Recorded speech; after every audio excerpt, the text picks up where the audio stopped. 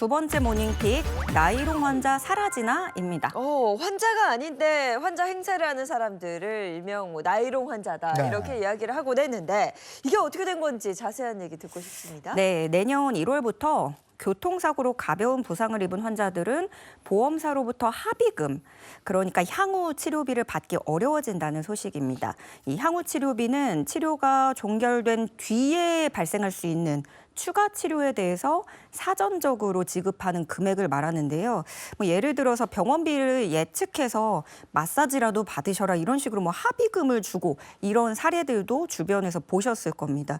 그런데 그동안에는 이게 제도적 근거는 없으면서 보험사가 조기 합의를 하기 위해서 관행적으로 지급해왔던 거예요. 그런데 앞으로 근육이 긴장한다거나 관절이 삔 정도의 경상교통사고 환자는 원칙적으로 이 향후 치료비를 받을 수 없게 됐습니다. 경상 환자가 받는 합의금 중에서 향후 치료비 항목이라는 게 사라지게 되는 겁니다. 향후 치료비라는 게 그러니까 합의금이군요. 저도 전에 한번 이렇게 뒤에서 콩 했는데 그 앞에 있는 사람이 병원에 들어넣어서 정말 황당한 적이 있었는데 그걸 또 보험사가 다 지급하고 합의금까지 주더라고요.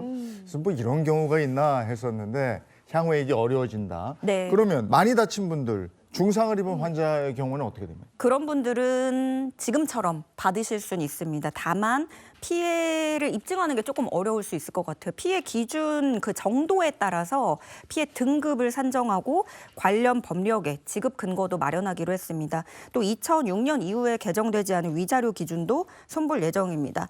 그러니까 치료 기간이 8주가 넘는 환자의 경우에는요, 이 향후 치료비 받으려면 추가 서류를 반드시 제출해야 되는데 서류 제출한다고 해서 무조건 다 받을 수 있는 건 또 아닙니다.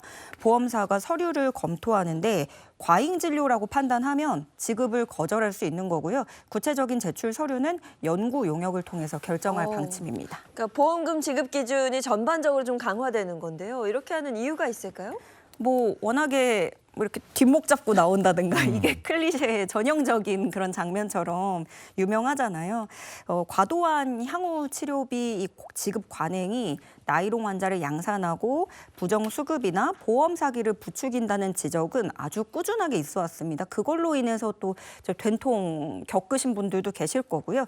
실제로 한 운전자 사례를 살펴보면요, 갑자기 끼어드는 차량을 피하려고 급정거를 했는데 근육이 놀랐다면서 1년 11개월간 202차례 통원 치료를 받았고 치료비는 1,340만 원에 달했습니다. 너무하다. 이거보다 더 다치셔도 병원에 1년 11개월간은 못 그러게만. 다니는데 그러니까요. 병원이 또 받아준 것도 저는 네. 신기하고, 그래서 국토부는 이번 대책으로 불필요한 보험료 지급이 줄어들어서 개인 자동차 보험료가 한 3%가량 인하될 것으로 기대를 하고 있습니다.